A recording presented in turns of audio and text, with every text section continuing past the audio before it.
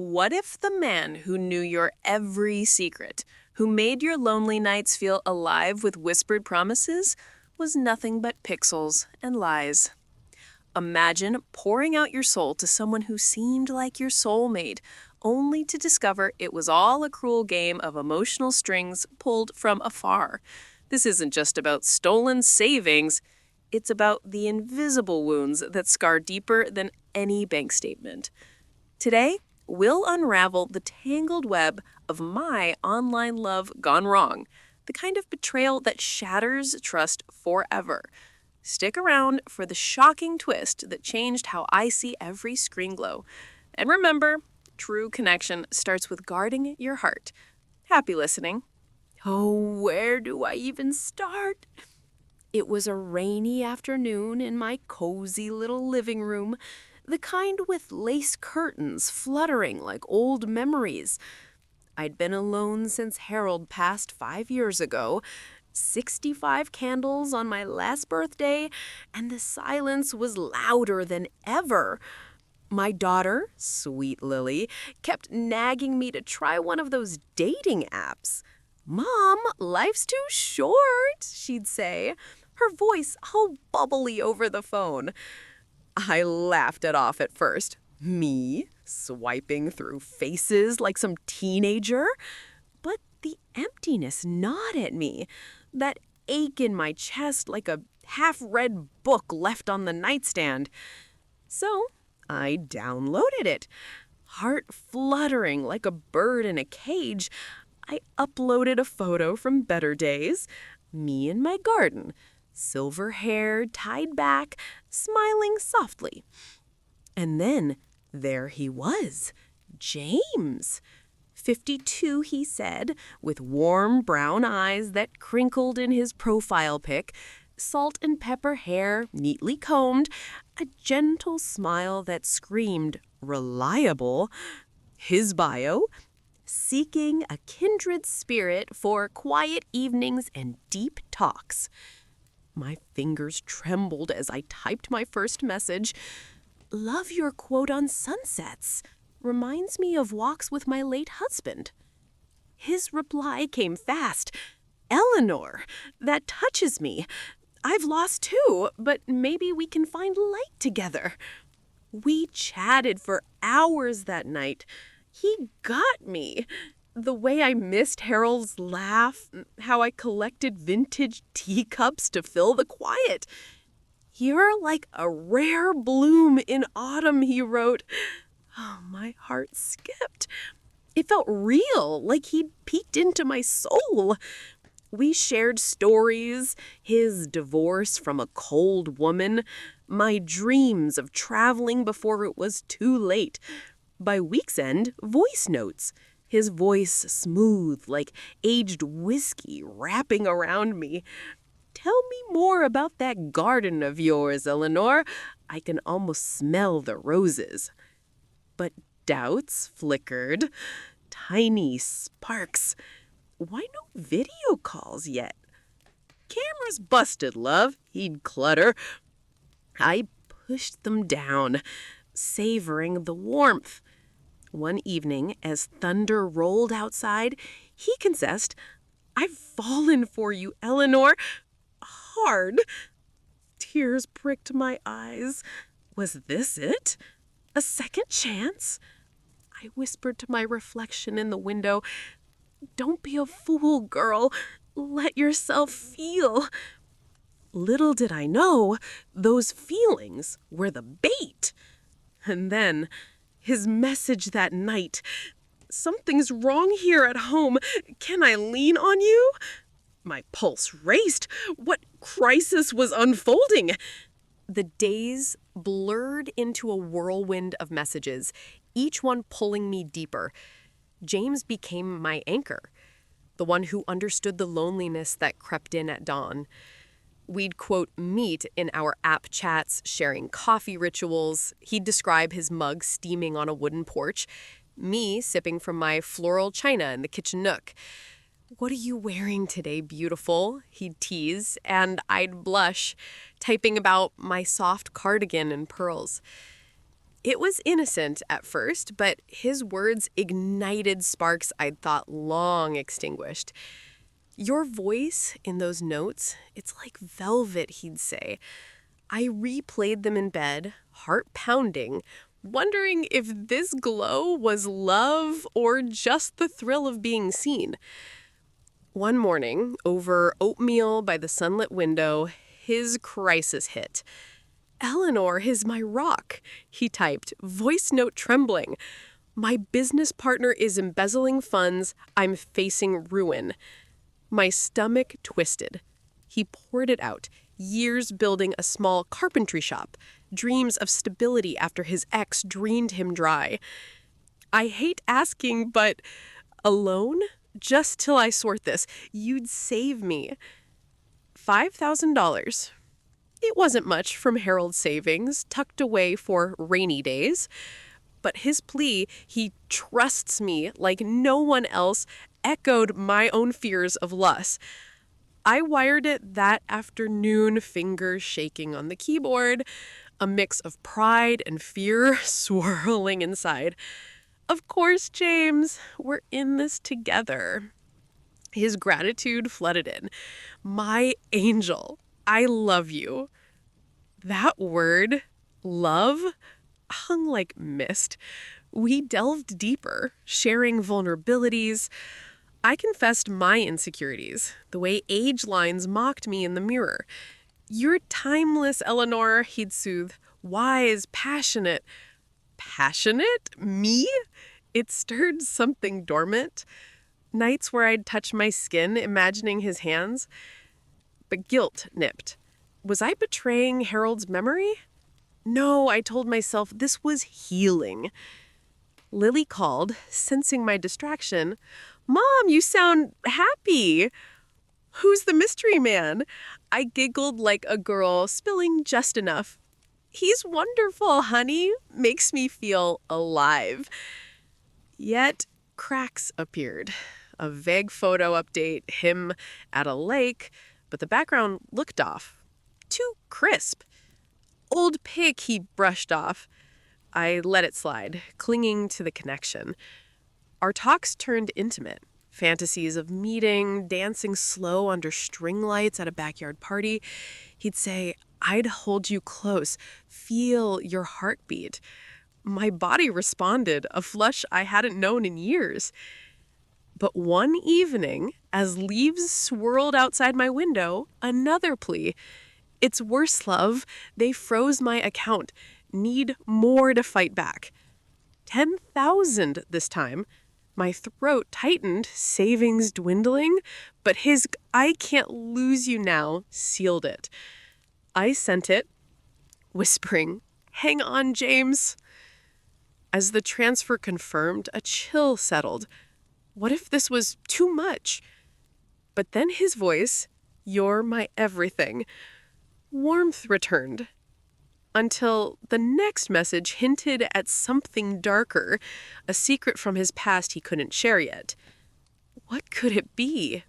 By now, James was woven into my every thought, like threads in a well-worn quilt. Mornings started with his good morning texts. Evenings ended with lullabies of affection. We'd built this world, him in his imagined workshop, sawdust on his jeans, me tending roses under the porch light. It healed the voids Harold left, that hollow after his heart gave out. "You've given me hope, Eleanor," he'd say. And God, I believed it. Our bond felt sacred, deeper than skin. But the money requests piled up, subtle at first, then insistent. Another $5,000 for legal fees, wired from my trembling hands at the bank teller's window. The clerk, Mary, dear old Mary with her kind eyes, frowned. "Everything all right, Eleanor? That's a lot." "Family emergency," I lied, cheeks burning. Inside, turmoil raged. Was I a fool at 65, chasing ghosts? His manipulations deepened, oh so cleverly. After each transfer, he'd drown me in romance. Poems about my emerald eyes, voice notes husky with need. I dream of kissing that spot on your neck. My pulse raced, alone in my dimly lit bedroom, fingers tracing where his lips might land.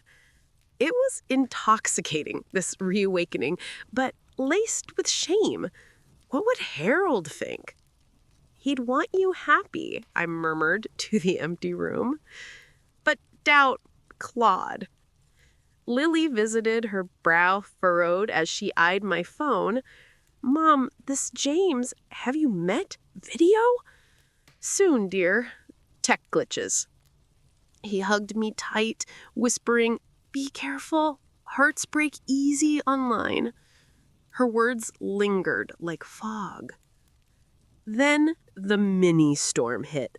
A frantic call. Well, voice note, since video evaded us. Eleanor's strength is all I have, he gasped. My ex found out, threatening to expose old mistakes. I need to disappear for a bit, but first to help me secure a safe place. 15,000? Panic surged. Expose what? Drugs? Affairs? My mind spun dark tales. But his vulnerability mirrored mine, the fear of being unworthy. Tell me, James, whatever it is, I'll stand by you. Silence. Then, not yet. Trust me? I did. Emptied another account, heart splintering. For us, I typed. Post-transfer euphoria mixed with nausea. We planned our, quote, future, a cottage by the sea, walks at dusk. You'll wear that sundress, I'll carry the basket. Laughter bubbled, but exhaustion crept in. Sleepless nights, I'd scroll his photos, memorizing that smile. One glitchy image showed a hand, manicured, not calloused, like a carpenter's. Odd, but I dismissed it. Until Lily's insistent text, Mom, search him, please. Curiosity itched, but fear glued me still. That night, as rain pattered on the roof, his message arrived. I have to confess something huge. It's about why I can't show my face. The confession loomed like a storm cloud over my quiet days. James's words echoed, It's ugly, Eleanor, from my past. I paced the floral rug in my sitting room, teacup cold in hand, mind racing through horrors. Prison time? A hidden family? Our connection, once a lifeline, now felt like quicksand. Yet his pull was magnetic. He'd mastered my soft spots, knowing just when to soothe. You're the only one who sees the real me, he'd say. And I'd melt, forgiving the delays. The money trail blurred. 20 grand gone, excuses piling like autumn leaves. But each plea came wrapped in love. This fixes it all, then we're free. Free. That word dangled hope, a carrot for my starving heart. Lily confronted me over tea, her eyes sharp. Mom, this screams scam. Show me his profile. I hesitated, then handed over the phone. She scrolled, face paling. These pics. Reverse image search. My breath caught as she typed. Results flooded. Stock photos, stolen from some actor's reel. No, I whispered, world tilting.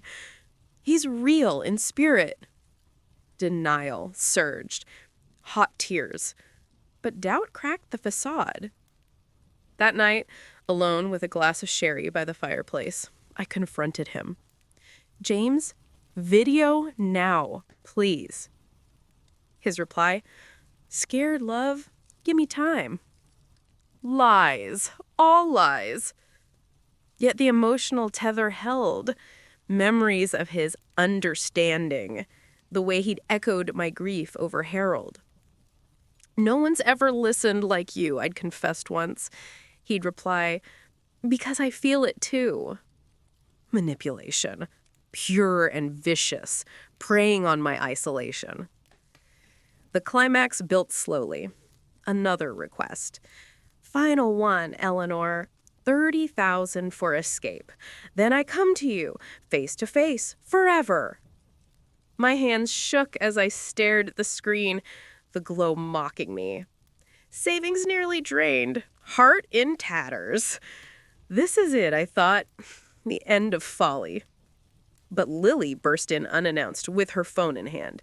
"Mom, I called the bank, traced the wires. They lead to a ghost account in Eastern Europe." Her voice cracked with fury and fear. We sat on the couch, arms linked, as she showed me forums, stories of women like me, hearts fleeced by phantoms. "He's a catfish, Mom, a pro at emotional hooks." Rage boiled, then grief, for the trust I had given so freely. "How could I be so blind?" I sobbed. Lily held me. "You weren't blind. You were brave, opening up after Dad." We reported that night. Police, bank, the app. Detectives nodded kindly, promising to investigate. As dawn broke, filtering through lace curtains, a weight lifted. "Lesson learned," I whispered to Lily. Exactly. And hey, real love's out there, no screens needed. But as we waited for news, a nagging whisper. What if I'd lost more than money? Weeks dragged like molasses, but action swirled around me. The police traced James, real name Victor, a slick operator in his 40s, running scams from a dingy apartment overseas. "We've frozen assets," the detective said over coffee in my kitchen, his badge glinting. "You'll get most back, 80% at least." Relief washed over me like spring rain, mingling with the ache of betrayal. I'd replayed our chats in my mind, dissecting the hooks, how he'd mirrored my words, fed my vulnerabilities like crumbs to a bird. "He never loved me," I told my reflection one morning, silver hair tousled, green eyes steely. "But I loved the idea, and that's on me to fix." Therapy helped. Sessions in a sun-dappled office where I unpacked the shame. "You're not a victim, Eleanor," my counselor, warm-faced Grace, urged. "You're a survivor. Use this fire." Money trickled back. First 5 grand, then more, restoring Harold's nest egg. Lily beamed, treating me to lunch at our favorite diner, vinyl booths creaking under us. "See, stronger now." She was right. I deleted the app, vowing no more digital dances. Instead, I joined a local book club at the community center, cozy room with mismatched chairs, scent of fresh pages. There, amid discussions of romances old and new, I met Tom, 68, widower like me, with kind blue eyes and a laugh like gravel under tires. No profiles, just real talk over lemon bars. "Your take on that unrequited love scene? Spot on," he said after our first meeting, handing me a dog-eared Aston. Our chats flowed easy. His woodworking hobby, my garden tales. No pleas, no shadows, just shared silences that felt like home. One crisp autumn evening, as leaves crunched underfoot in the park nearby, he asked me out proper. "Dinner? Nothing fancy. A walk after if you're game." My heart fluttered, but this time grounded. We strolled under lantern lights, his hand brushing mine tentatively. "Eleanor, you've got a spark that lights up the dusk," he murmured. I smiled, squeezing back. Took a detour to find it, but here we are. That night, over candlelit pasta at a corner bistro, stories poured. His losses, my scam scars. Trust again? Terrifying, I admitted. But worth it, with the right one. A kiss, gentle, real, sealed it. Lips tasting of wine and promise. Looking back, That online ghost was my rude awakening. It scarred, sure, but healed into wisdom. Love isn't pixels or please. It's presence, earned slow. Ladies, if you're listening, guard your heart fierce, but crack the door wide. Share your stories. Lean on kin like Lily. Me, I'm blooming late with Tom by my side, proving second acts shine brightest. What's your next chapter? Embrace it. Flaws, fumbles, and all. You got this.